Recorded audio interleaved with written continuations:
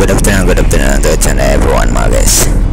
So sa ngayong hapon ang activity natin ay mag-visit tayo sa Mambaling South Boulevard at saka kasama na dito ang road concreting dito sa ISAP RP Back Road. So ngayon mga guys, nandito tayo ngayon sa ISAP Back Road dumaan. Nakita natin may asphalt na siya, medyo manipis lang para po malinis ang pagdaan ng mga dump trucks at saka ibang mga heavy equipments dito upang maipagpatuloy nila ang project dito mga guys, ang concreting sa back road, no? At saka dito makikita natin sa unahan na medyo nakapaglagay na sila ng kanal or ano to, yung gutter, no? So yan, medyo malaki na ang natapos nila ng mga gutters at saka nire-ready yan upang makapaglagay sila ng continuous sa backfill o makapag-backfill sila ng mga lupa at makapag-continue sila sa pag-install ng mga sheet piles. Yan sa unahan nakita natin may backhoe na nakatayo dahil sila ay nag-install ng mga sheet piles para sa mga slope protection or shear wall. Yan mga guys. So yan dito, yan ang natatapos nila, no? At saka dito nagbubuhos na sila ng para sa shear wall or sa slope protection. Yan, medyo mabilis ang kanilang trabaho mga guys. At mamaya papunta tayo doon sa may boulevard, Mambaling South Boulevard. So patingin-tingin muna tayo dito kung gaano kaganda ang view dito sa South Boulevard. Yan, may mga bata mga guys na ligo.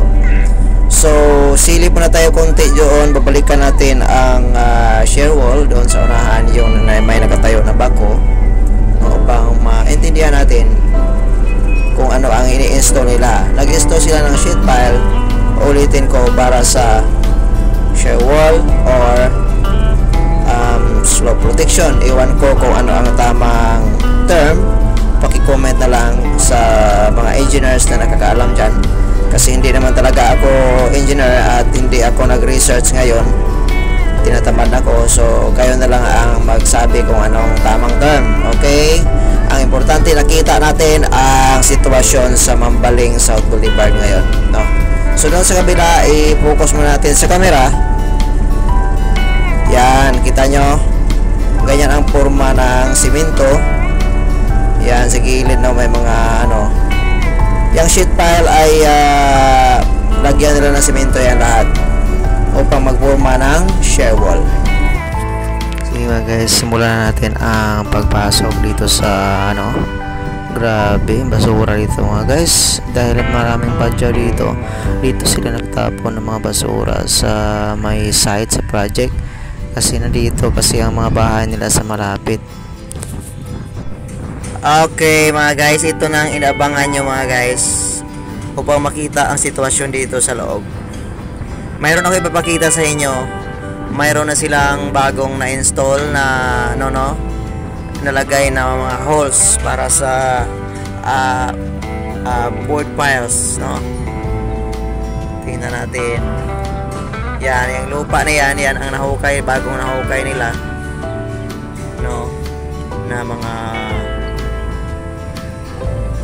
holes. Yan ang bagong lupa na ilabas galing sa ilalim. So doon sa kabila, makita natin mamaya, mayroon naman silang nadagdag na tatlong buho. Yan, yon. At saka nakapaglagay na din sila ng bakal. At sigurado kung may pundasyon na yan sa ilalim. Okay. Wow, ang ganda talaga doon mga guys. Oh, kita-kita nyo mga shear wall. Yan, kita nyo. Yan ang nalagay nila yon, nakaputi. Yan. Kita? Doon sa kabila, mayroon na silang shear wall na nalagay or slope protection. Okay. Yan mga guys, kita nyo, mayroon na silang nadagdag mga guys.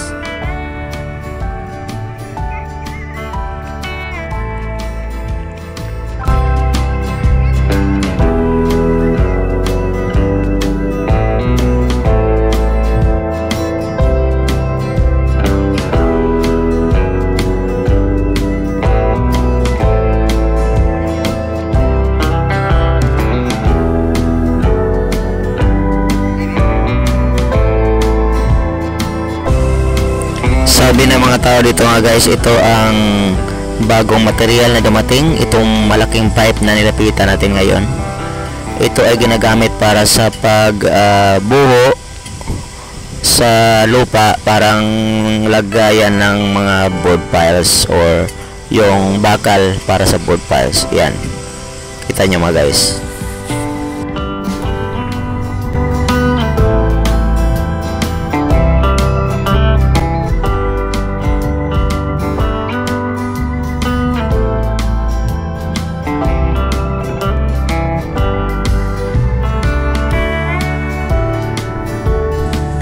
Ngayon tingnan muna natin muli ang mga materials dito mga guys sa likod. Medyo marami ng kalawang kasi matagal na itong hindi na-install talaga, no? At saka malapit ito sa dagat, siguradong marami talagang mga kalawang.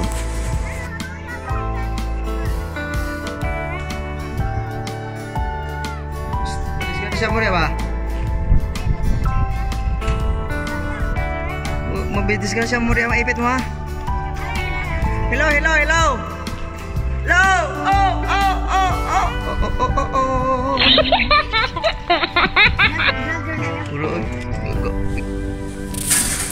Oh mga guys, ito na ang nabackfill nila ng mga lupa, no? Malapit na sila makaabot doon sa Ludo, o at saka sa malapit sila makarating sa Cockpit Arena. So konti na lang guys, mga ilan to, mga 20 meters lang kulang ang backfill sa lupa upang makaabot doon sa kabila, no? So malapit na lang. Ito ang mga materials nila dito, no? As what I have told you, marami na mga kalawang ito dahil sa medyo matagal-tagal nang hindi na install itong mga bakal na ito, no? Sana makabuo na sila ng marami upang malagay na ito at malagyan ng mga concrete, no? Upang hindi na maano ang kalawang.